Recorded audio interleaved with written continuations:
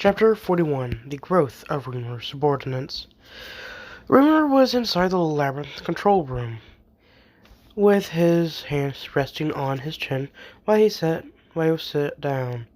He had a look of complete astonishment on his face as he went through the information of his subordinates. Side by his side, Mimaru in his own seat, while Shina and Diablo were sitting behind Rimiru.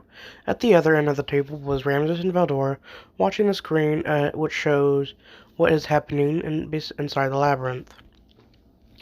Rimiru looked at the information once more before he turned to Mimaru. "Are you serious about this?" Rimiru wearily nodded his head. Affirmative. Rimiru sighed and dropped the file, and he rubbed his head. How did this happen, I wonder? I'm not sure, Lord Rimiru. Everyone has been doing special training in preparation for the upcoming battle with the angels. And that I know of, Rimiru told him. Training doesn't magically make half my subordinates as strong as an awakened demon lord. As awakened demon lords in just a few weeks, Rimiru said with a sigh. What's the problem, Rimiru? It's not that, it's a bad thing, Valdora said, with his confident voice. Master is right, Rimiru. You should be happy that your subordinates are getting stronger, Ramses told him. Believe me, I am happy. It's just seeing people get stupidly strong overnight is definitely a cause for concern, Rimiru explained. Like you are one to talk, mister. I'd become a deity by doing utterly nothing, Ramses muttered to herself. Rimiru, choosing to ignore her, turned to Mimaru. What is the meaning of this, patron? And why are you singled out from the rest of the subordinates? Why are they singled out from the rest of the subordinates?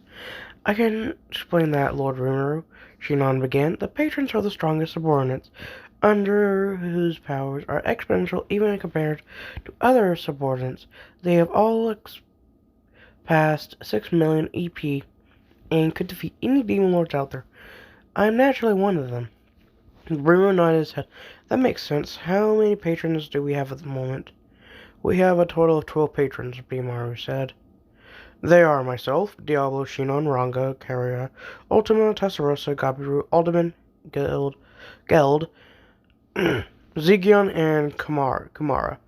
These 12, including myself, are the strongest subordinates under you. Rimmer looked at the file again, before he turned to Mimaru. In your honest opinion, Mimaru, how strong do you think you are currently?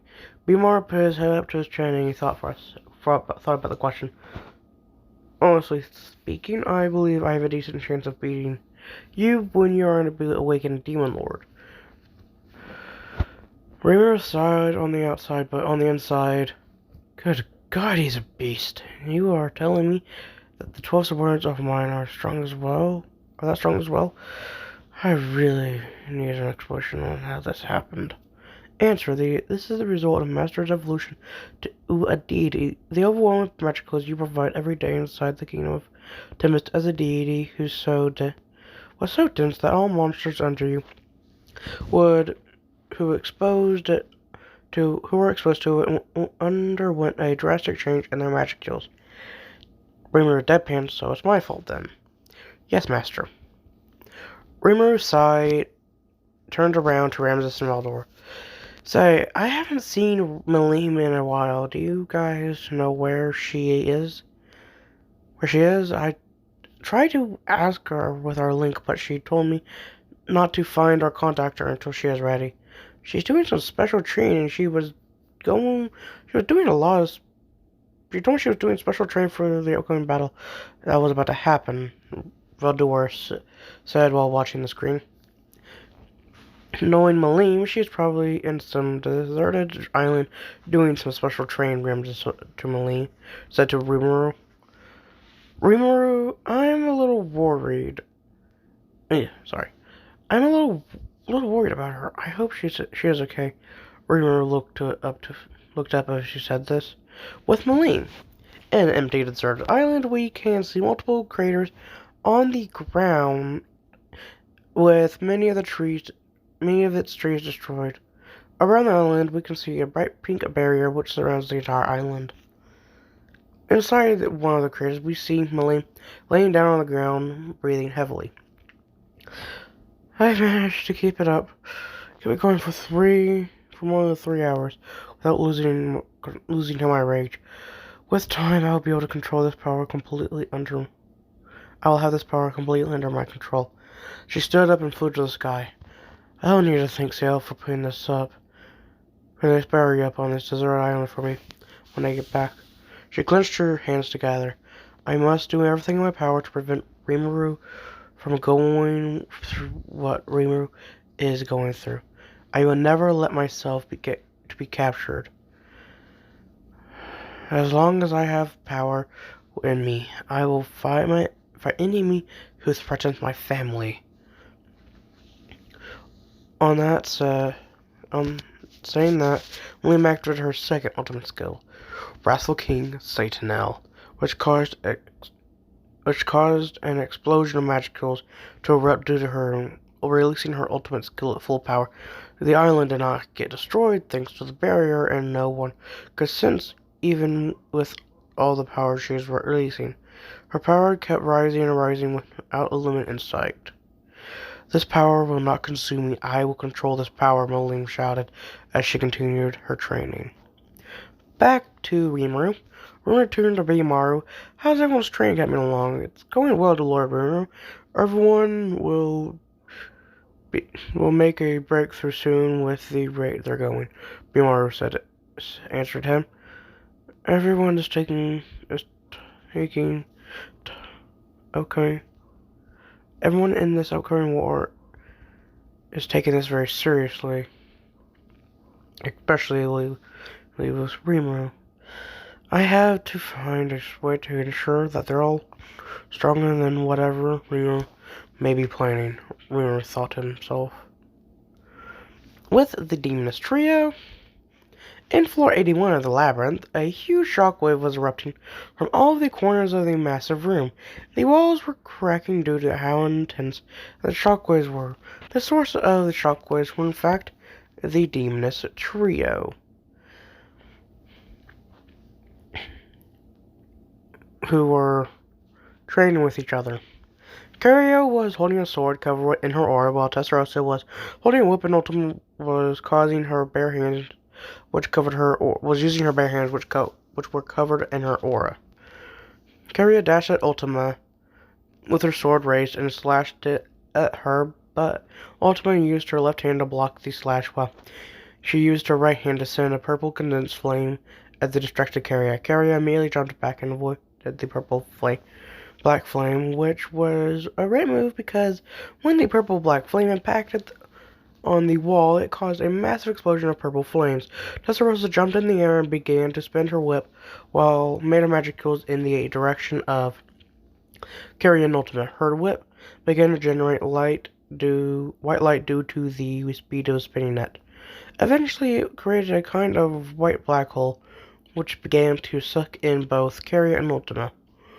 Carrie, seeing this attack that was sucking her in, smirked. Not bad, Testarossa, but you're not good enough. Gravity collapse.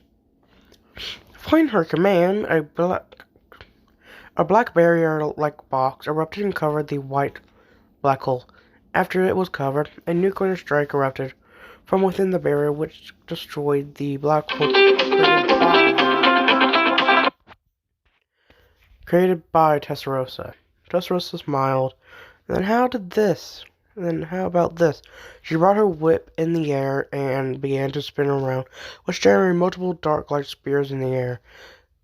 She sent those dark light spears at both Ultima and Caria. Caria began to deflect them with her sword, while Ultima watched them with a calm look. Those attacks are way too slow. They're not even moving at 10 times the speed of light, Ultima said before she brought her hands together, as if she was hugging herself, before she spreads them with the force, which generated an eruption of thick purple mist, which spread around the whole room, deflecting the lights as it moves. Garia immediately created a double layer barrier in order to protect herself from the purple mist, which could kill even herself on contact if she was not careful. Testarossa did the same as Carria until the mist passed. After the mist passed, Carria released her barrier and glared at Ultima. "What on earth? Are you trying to kill me?"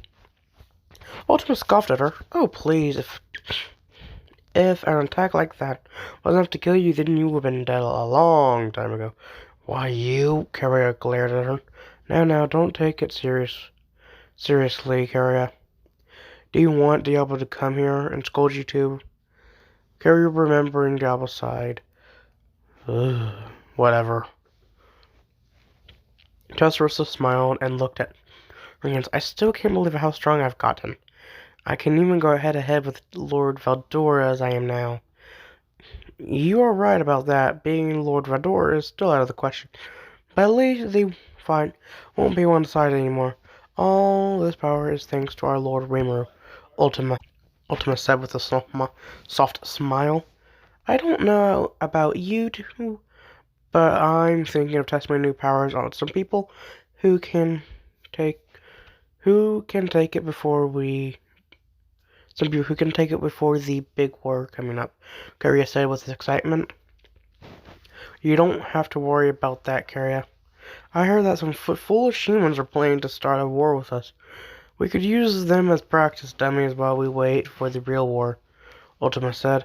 "That's a good idea. I still need to test out what I can do." "Why don't we continue?" Testarossa said. The train continued between those three demonesses, with Zigion and Obito. Zigion and Obito were in floor 80 in the labyrinth, doing their own train, more like Zigion was helping Obito train.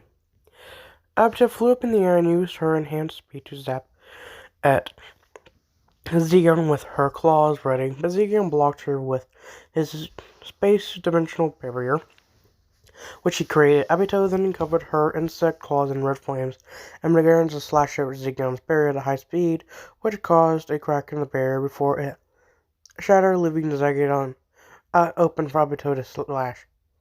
Obito took the opportunity to slash Zigion multiple times with her flaming red claws, but the Zigion she slashed disappeared in a white mist. Obito was confused on what happened until she felt a hand on the back of her neck. She looked and saw Zigion standing there with his hands pointed at her neck, which caused her to sigh. "You're as strong as ever, Zigion," Obito said with a sigh. Zigion released her and offered her a seat for her to rest. "No, you are indeed getting stronger.